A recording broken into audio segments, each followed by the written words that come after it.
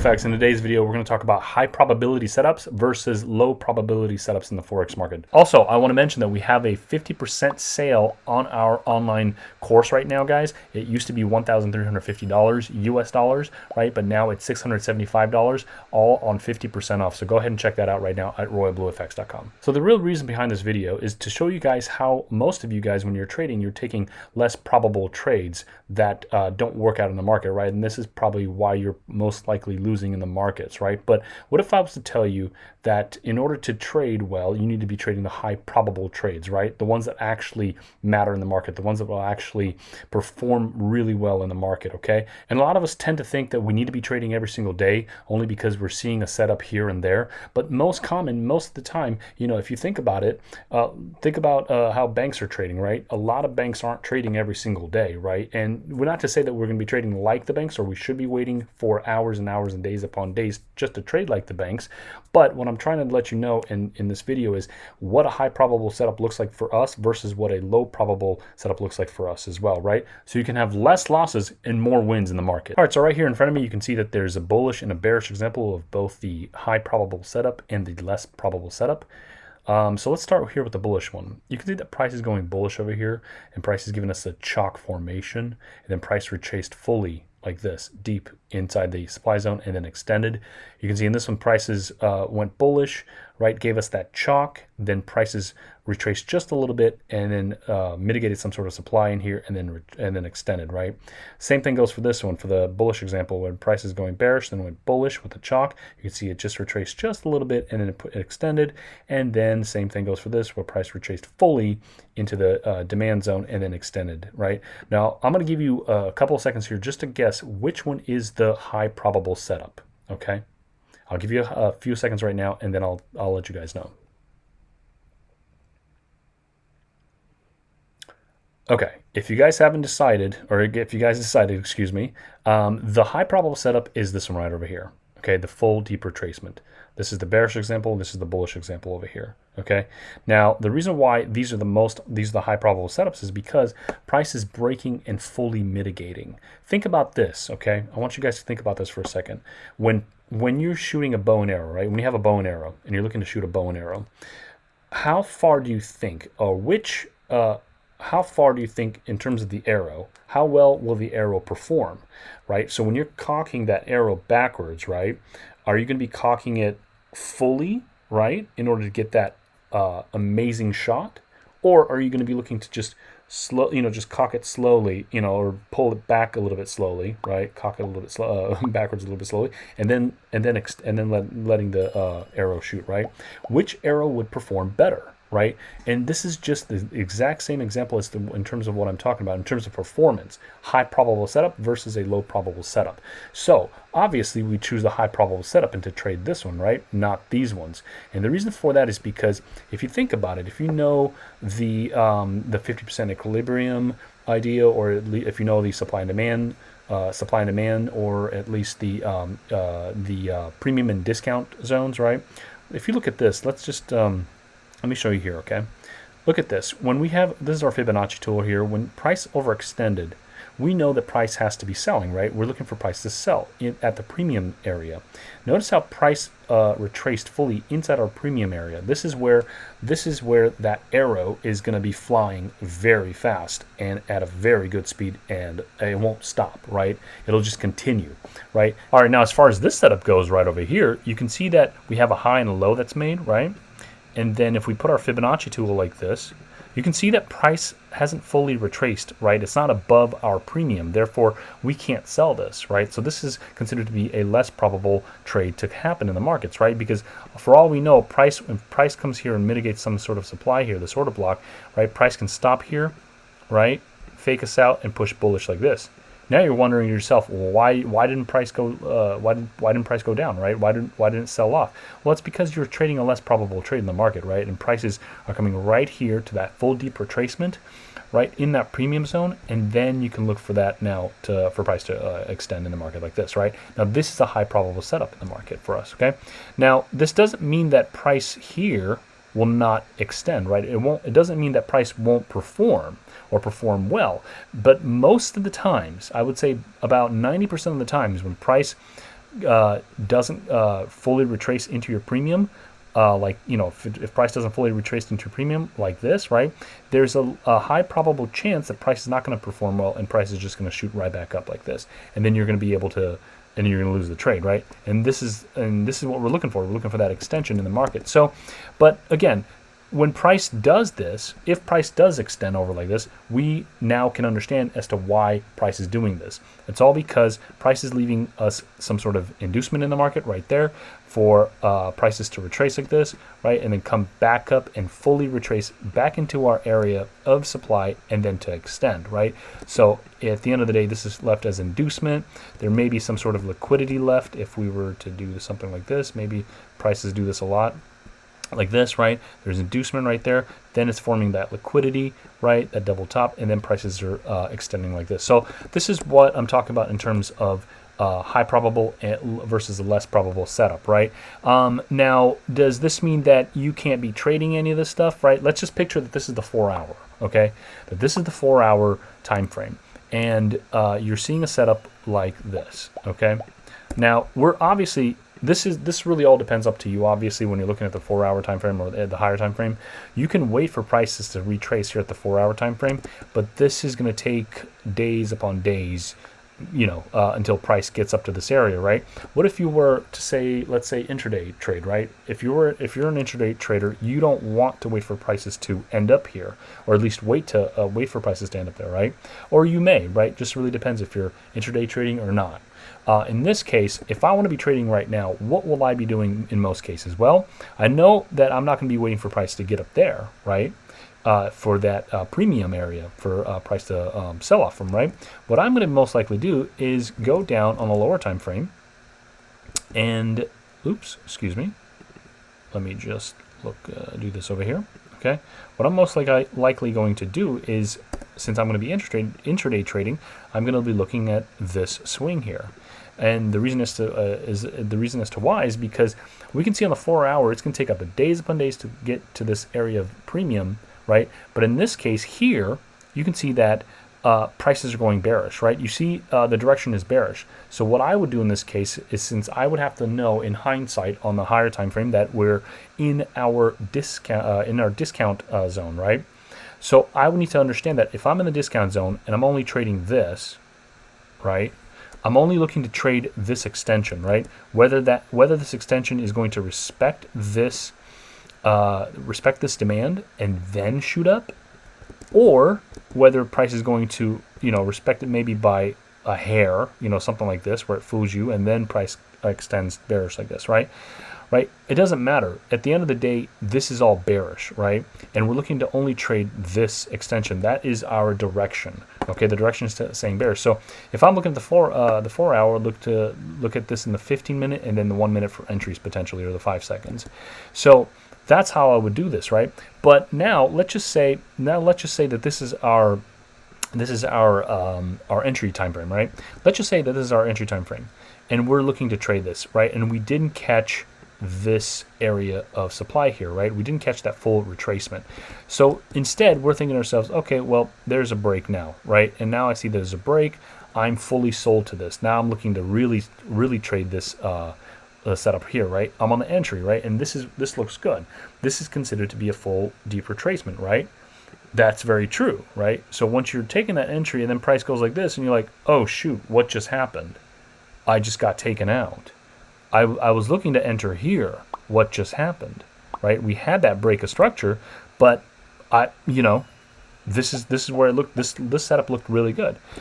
It's true to some cases, but it's also false in other cases as well. Only because when you're on the higher time frame on the 4 hour, right? This is what we're looking for, or the 4 hour, or let's just say our entry time frame. We're looking for that break and full mitigation like this, right? That's what we're looking for. That's where we know that price is going to perform better, right? So if we're looking to trade this scenario here, we're looking to enter. We're not going to be entering here at this this less probable setup. We're going to wait for the price to retrace fully, and then we're going to look for that extension, okay? Because now this is performing a lot better, It's going to perform a lot better in the long run. Okay, so I hope you guys understood this scenario that I've been trying to show you guys, right? I'm going to show you also now this example as well. A lot of traders, like I said, tend to think that they need to trade every single day, right? Or at least when they see a setup, they just need to continue trading, right? So what happens when price does this, right? So we're here and then price does this, right? And it's continuing to make some bearish order flow like this, right? You're thinking to yourself, oh, goodness gracious, yes. Prices, there's a low, there's a high, there's a low, there's a high, there's a low, there's a high, right? And you're following the order flow, and then all of a sudden, again, price goes right back up to this high and then continues bearish like this, right?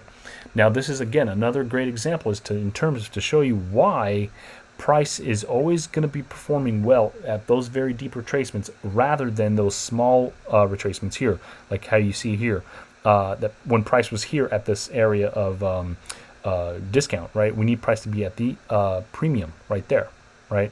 And a lot of this has to do with how you're positioned in the market. Like, where are you psychologically? Do you know in the higher time frame that we are, in our discount area, right? So we're going to be just trading our highs and lows within that discount area, right? Or are you going to be trading your highs and lows on the 4-hour high and low, 4-hour high, low, right? It really depends where you are in the market and what perspective you have when you're trading, whenever you're trading, right?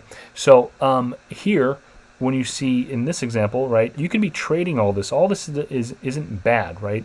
This doesn't mean you can't trade this, but just as long as you know that the market hasn't fully retraced on the 4-hour, right? You could be trading this on the 5-minute and say, okay, this is my 5-minute high, here. Excuse me, let me make this high. Let me make this better. There's your 5-minute high, 5-minute low, 5-minute high, 5-minute low, 5-minute high, right, 5-minute low. And this is, you can be trading this on, say, on the 5 seconds. You can look at the 5-minute high, 5-minute low, and then target the 5-minute low all the time, right? Like this. If I'm making any sense here, if you guys can actually see it, right? So you can target that high, that low, that high, that low on the 5-minute. But then we know that if prices are retracing, we know that we have a 4-hour chalk, right? A 4-hour chalk like this, and then we know now we're in that area of the premium zone, right? And that supply, and then boom, price takes off, right? And all because when price retraces, it's taking all that liquidity, creating that inducement in the market, then mitigating that supply, and then overextending like this, right? So this is what I really want you guys to be aware of. Now, we're going to go on the live chart example, and we're going to show you guys how this looks on the live chart. All right, so here we are on a live chart example. I took the liberty of marking out all the setups already so I can show you guys what I'm talking about. Some of you guys might be thinking, okay, well, you cherry picked this. Well, it's because I'm trying to make a point here, okay? So here we go. So once we see this right over here, you can see where there's a chalk made, right? There's your low, there's your high. I want you guys to see the two differences between this low and this high over here. Okay, when you put out your Fibonacci's like this, notice how we're all the way here in our discount area, and we're looking to buy right over here. All right, and you can see price is tapped and pushed bullish here. Now, as far as the less probable trade, why don't you look over here and see what's happening? Price stopped here, right? Retraced and then pushed bullish. And here's all these other traders right over here who tried to take a buy right over here, right? Now, I'm going to give you guys a second and wonder why this trade didn't work out. Why it didn't work out correctly in the market. Have you guessed yet? All right. I'm going to tell you guys why. Well, it's because obviously this is our less probable trade in the market, right? So if I'm looking to take something of a quality, a good trade in the market, why would I ever be looking for buys here, right, when I know I'm in my premium zone and not in my discount zone, right? That's silly, right? And we're obviously in the 4-hour time frame. So in order to now this isn't, now let me just rephrase this. This isn't a bad trade to take, just as long as you know that you're not in your discount zone, right? You can still look for buys here, right? Let's go down here, and so we can show you an example. You can still look for buys down here, although we need to wait to see what the setup is. What setup is actually given to us right here, right? You can see that price was and tapped our demand zone here.